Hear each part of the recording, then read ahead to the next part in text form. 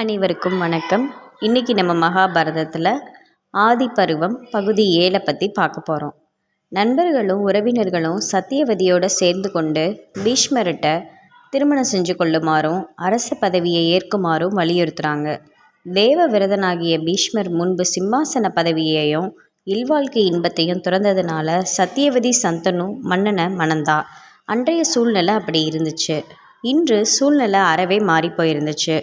எந்த சத்தியவதியின் பொருட்டு தேவவிரதன் அரச பதவியையும் இவ்வுலக இன்பத்தையும் ஒதுக்கி தள்ளினாரோ, இன்று அதே சத்தியவதி தங்கள் குடும்ப நலனை முன்னிட்டு தேவவிரதனாகிய பீஷ்மர் சிம்மாசனத்தில் ஏறியாக வேண்டும் என்றும் மணந்து கொண்டு நல்ல இல்வாழ்க்கையையும் இன்பத்தையும் அனுபவிக்க வேண்டும்னு வற்புறுத்துறா.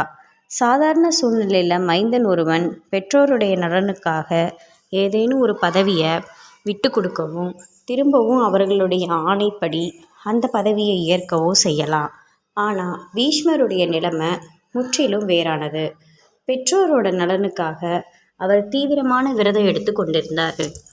அந்த விரதம் உயிர் வாழ்ந்திருப்பதை விட மேலானது. பீஷ்மர் சத்தியவதியை பார்த்து, தாயே, பெற்றோருக்காக வேண்டியே ராஜ பதவியையும் உலக இன்பத்தையும் துறந்தேன்.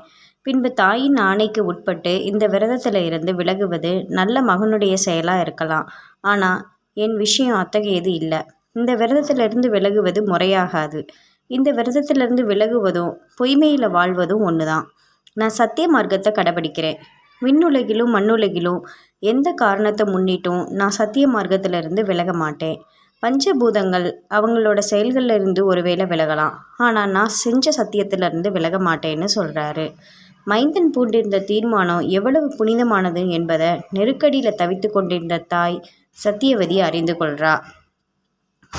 குடும்பத்தோட பிரச்சனை சம்பந்தமாக தன்னை வாட்டிய துயரத்திலிருந்து தன்னை காப்பாற்றுவதற்கு வேறு ஏதேனும் வழிகளை கண்டுபிடிக்க வேண்டும் என்றும் பீஷ்மர் சத்தியவதி கிட்ட வேண்டினாள்.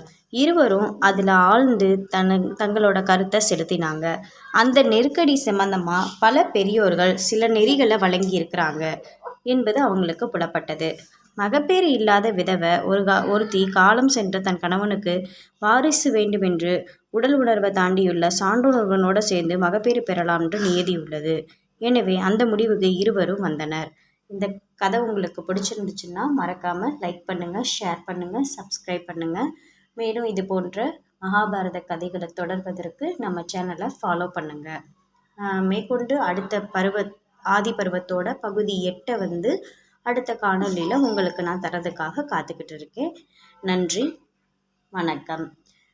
வாய்ஸ் ஆஃப் சனு சேனலுக்கு உங்களை நான் வரவேற்கிறேங்க. மறக்காமல் சப்ஸ்கிரைப் பண்ணிவிடுங்க.